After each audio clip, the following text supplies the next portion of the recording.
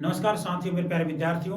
मैं आप लोगों के सामने एसएससी जीडी 2021 का सॉल्व पेपर लेकर आया हूं, जिसमें जीएस का पोर्शन सॉल्व किया गया है। वीडियो को इसके बिल्कुल मत करिएगा, पूरा वीडियो देखिएगा, क्योंकि इस सॉल्व पेपर के साथ साथ आपको आने वाले जो फ्यूचर 2022 का पेपर है उसके भी प्रश्नों का एक एनालिसिस किया जाएगा कि ऐसे संभावित प्रश्न आ सकते हैं। अगर आप सिलेक्शन चाहते हैं तो वीडियो को इसके बिल्कुल मत करिएगा। इस तरह हमारा पहला प्रश्न है,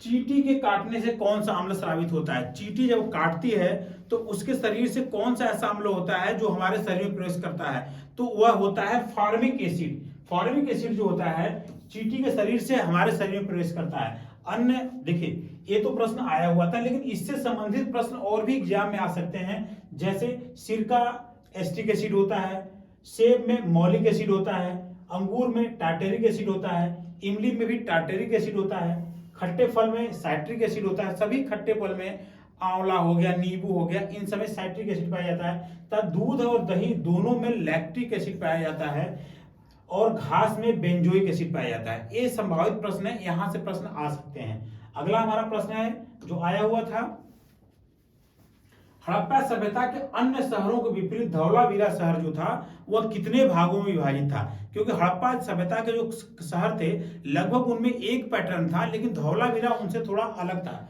तो यह तीन भागों में विभाजित था और तीनों स्तर पर दीवारों से घिरा हुआ था।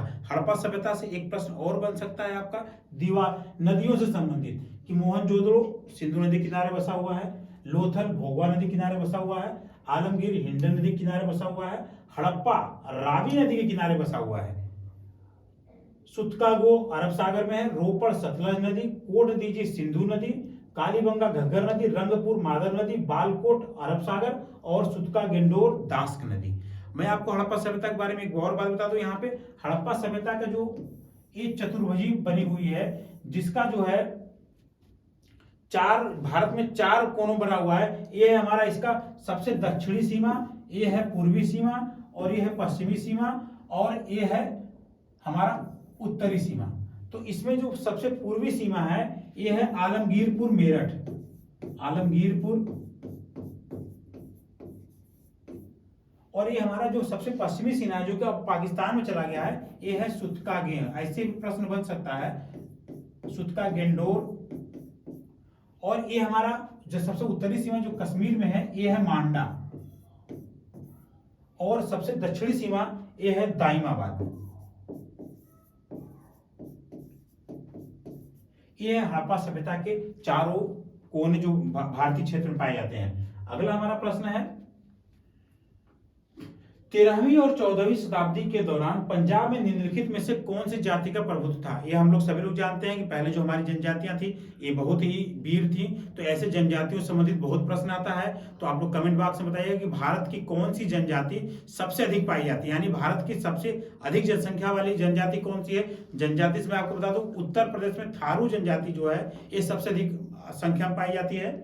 तो जनजातियों से जो ये प्रश्न था, 13वीं 14वीं शताब्दी में पंजाब में जो जनजाति थी वह थी गक्खर जनजाति।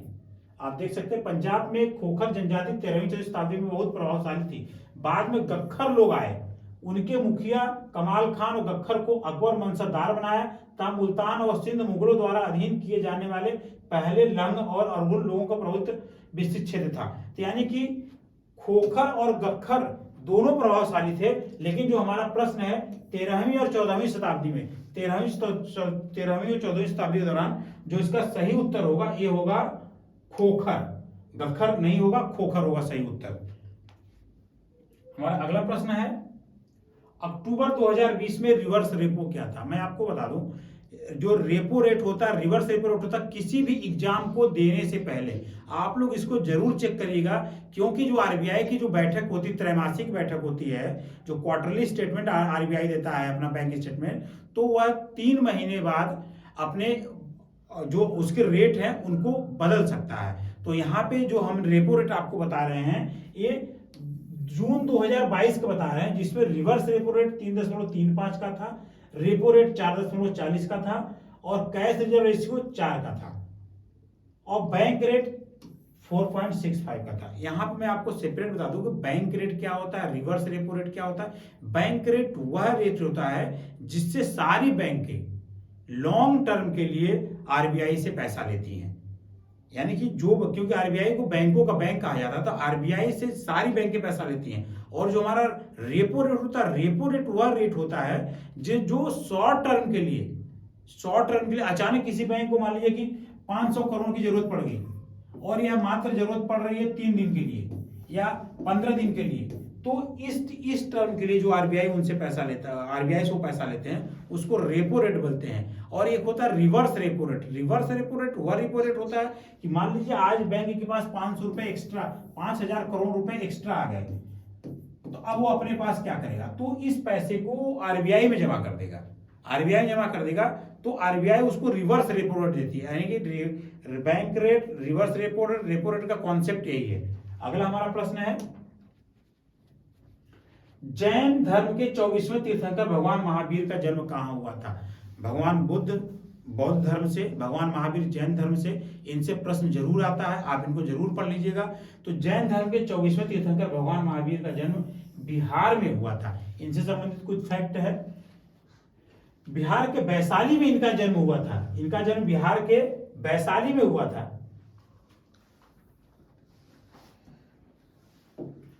इनका जन्म बिहार के वैशाली में 540 ईसा पूर्व में हुआ था। और इनके पिता का नाम सिद्धार्थ और इनकी माता का नाम त्रिशला था। इनकी माता का नाम त्रिशला था। तब महावीर की पत्नी का नाम यशोदा और पुत्री का नाम जो अनुज्जा तब प्रियदर्शी था, जिनके पति थे महावीर के पहले शिष्य बने थे। और इनको ऋजुपालिका नदी के तट पर ज्ञान प्राप्त हुआ था। और 468 ईसा पूर्व में इनकी मृत्यु हो गई थी भगवान महावीर की। तो हमारा अगला प्रश्न है, वीडियो पर आगे बढ़ने से पहले आप लोग चैनल को सब्सक्राइब कर लीजिएगा। डिस्क्रिप्शन बॉक्स में टेलीग्राम लिंक दिया गया, उसमें हमने एसएससी जीडी का ग्रुप बनाया हुआ है, उसमें आप ज्वाइन कर लीजिए। आपको जितने भी एसएससी जीडी संबंधित 2022 संबंधित जितने भी सामग्री है आपको फ्री में प्रोवाइड की जाएगी। अधिक से अधिक चैनल को शेयर करिए और ग्रुप को बड़ा करिए। अगला प्रश्न, निम्नलिखित में से कौन सा एक प्राकृतिक पारिस्थितिक तंत्र होता है। पारिस्थितिक तंत्र वह तंत्र होता है जहां पे सभी जीव जंतु आपस में मिलकर के एक दूसरे पर आश्रित होकर के रहते हैं। मिलजुल का मतलब कि एक दूसरे पर आश्रित होते हैं, उनको कोई डिस्टर्ब नहीं करता है, जो प्रकृति ने बना रखा है। तो इस तरह से जो हमारे जंगल होते हैं, घास के मैदान होते हैं, समुद्र होते हैं, समुद्र सबसे बड़ा पारिस्थितिक तंत्र होता है। समुद्र होते हैं यह, और रेगिस्तान होते हैं, यह प्राकृतिक पारिस्थितिक तंत्र है। जबकि जो कृत्रिम पारिस्थितिक तंत्र होते हैं जिनको मनुष्य बनाता है, जैसे एक तरह से आप समझ चिड़ियाघर हो गया, एक्वेरियम हो गया, तालाब हो गया, यह एक कृत्रिम पारिस्थितिक तंत्र होते हैं जहां पे जीव जंतु रहते हैं एक दूसरे के साथ आश्रित होकर के, लेकिन वो मानव द्वारा निर्मित होता है। तो इसका सही उत्तर होगा रेगिस्तान। तो पारिस्थितिक तंत्र समझे बताते हैं आपको, यही चीज है पारिस्थितिक तंत्र को बता दिया।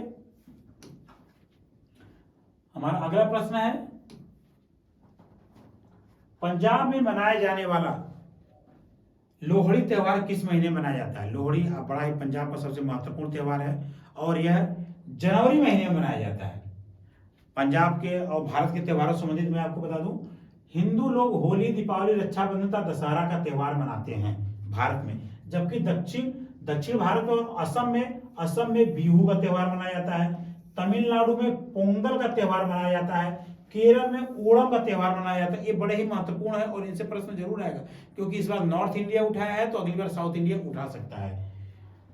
और उत्तर भारत में पंजाब और हिमाचल प्रदेश में बैसाखी का त्योहार मनाया जाता है।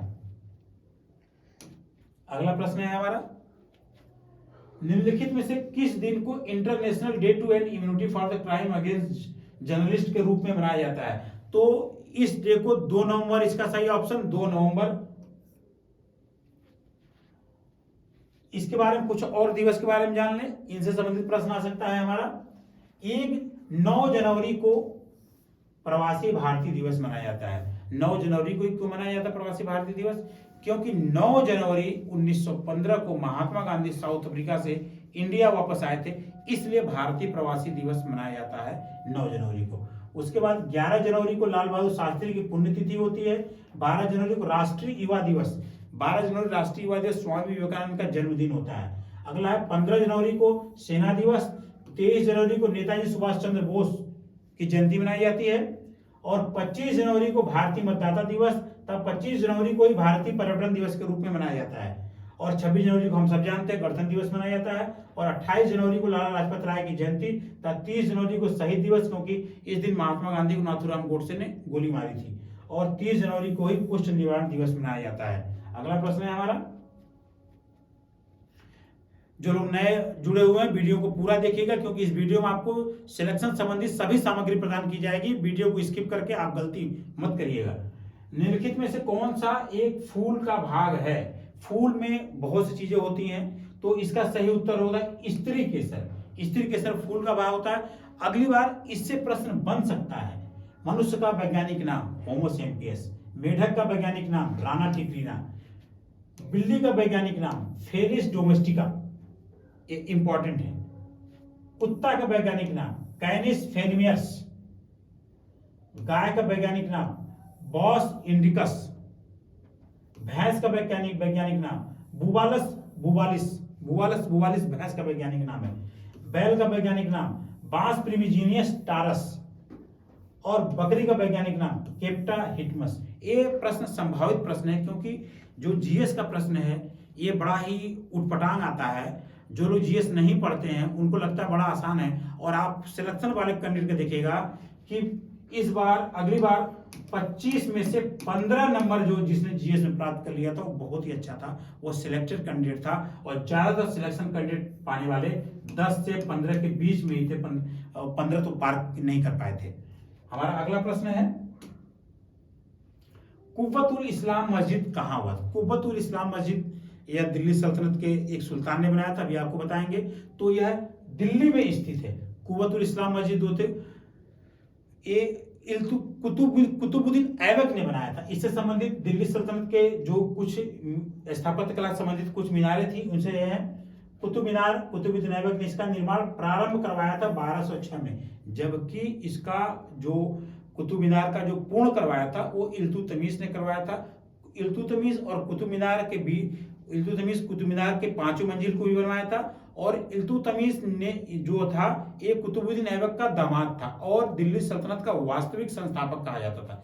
इल्तुतमिश के बारे में कहा जाता है इसने इक्ता प्रथा प्रारंभ की थी, और इसने अपने पुत्रों को नजरअंदाज करके अपनी योग्य पुत्री रजिया सुल्ताना को दिल्ली का सुल्तान बनाया था, जो कि भारत की पहली महिला शासिका बनी हुई थी।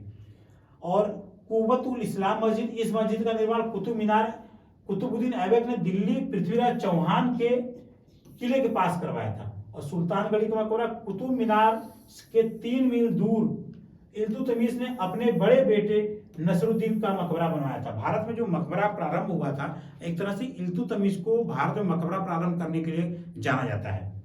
हमारा अगला प्रश्न है, भारतीय दंड संहिता में कौन सी धारा महिलाओं की सहमति के बिना गर्भपात से संबंधित है? तो महिलाओं से संबंधित प्रश्न आता है, ये आईपीसी का प्रश्न दे दिया गया है। यहाँ पे जो थोड़ा सा टाइपिंग मिस्टेक हो गई, यहाँ पे जो इसका सही उत्तर होगा वह 313 है। धारा 313 जो है महिलाओं की सहमति के बिना गर्भपात करवाने से संबंधित है। अगर आप करवाएं महिलाओं के बगैर सहमति के अगर जबरदस्ती गर्भपात करवाते हैं तो वह क्राइम है। जबकि 312 जो होता है ये गर्भपात करवाने संबंधित ही अपराध दिखाता है। और 314 जो होता है, 314 होता है कि अगर गर्भपात महिला करवाती है और उसको खतरा होता है, अगर उसकी मृत्यु की संभावना बनती है तो वह भी एक अपराध है। और 315 में ये होता है कि अगर गर्भपात बच्चा पैदा होने के बाद अगर आप बच्चे को मारने की कोशिश करते हो, उसको क्षति पहुंचाने की कोशिश करते हो तो वो अपराध होता है। तो महिलाओं संबंधित एक बहुत बड़ा तथ्य जान लीजिए, जो हमारी जस्टिस वर्मा समिति आई थी, जो दिल्ली में निर्भया कांड हुआ था उसके बाद जस्टिस वर्मा कमेटी बैठी थी, जिसने एक बहुत बड़ी बात की थी, अगर आप किसी महिला को 25 सेकंड घूर कर भी लगातार देख लोगे, आपका इंटेंशन होता है, तो महिला आपके ऊपर केस कर सकती है। आप इसको ध्यान से देखिएगा।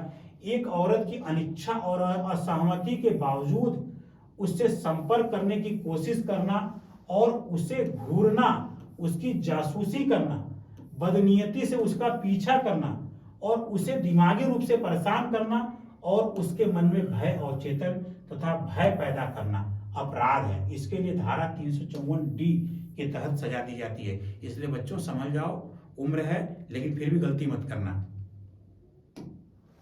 अगला प्रश्न है हमारा, टेस्ट क्रिकेट में 13 शतक लगाने वाले कौन से भारतीय बल्लेबाज है? तो टेस्ट क्रिकेट में 13 शतक लगाने वाले भारतीय बल्लेबाज हमारे वीरेंद्र सहवाग जी हैं। इसी तरह क्रिकेट से संबंधित कुछ ऐसे रिकॉर्ड हैं हमारे चैनल के, आप शॉर्ट वीडियो आप देखेंगे जो कि कभी नहीं टूट पाएंगे। ब्रैडमैन के 99.9 रनों का जो इसको रन रेट है वो कभी नहीं टूट पाएगा। सचिन तेंदुलकर के 18,000 से ज्यादा रनों का रिकॉर्ड नहीं टूट पाएगा।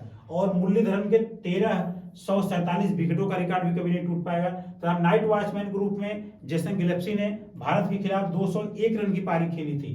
तथा रोहित शर्मा का वनडे क्रिकेट में 264 रन का रिकॉर्ड था। क्रिस गेल का T20 में 175 रन का रिकॉर्ड था। फर्स्ट क्लास क्रिकेट में इंग्लैंड के जैक हॉब्स का 61,000 रनों का रिकॉर्ड था। बिना शतक मिसबाह के 5,122 रनों का रिकॉर्ड और एक ही टेस्ट में 19 विकेट लेने का जिम लेकर का रिकॉर्ड था। एक ही वनडे मैच में 8 विकेट लेने का चमिंडा वास का रिकॉर्ड। अगला हमारा प्रश्न है,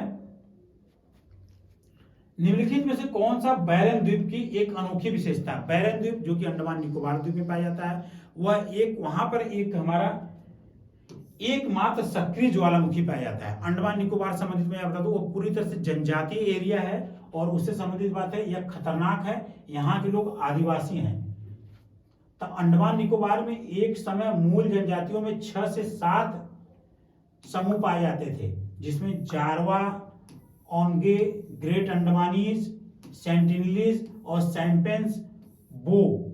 आज इनमें से सिर्फ 4 ही जनजातीय समूह बचे हुए हैं। सेंटिनल द्वीप पर आज भी हजारों साल से यह कबीला रह रहा है। सेंटिनल जनजाति जो होती है बड़ी खतरनाक जनजाति होती है। अभी कुछ साल पहले अमेरिका के एक टूरिस्ट आया था, वो सेंटिनल जनजाति के द्वारा मारा गया था, जिसके द्वारा ये मामला बड़ा हाईलाइटेड हुआ था और सेंटिनल जनजाति से संबंधित प्रश्न IAS में भी पूछा जा चुका है। तो हमारे परीक्षा का स्तर दिन ब दिन ऊंचा होता जा रहा है। अगला प्रश्न है हमारा,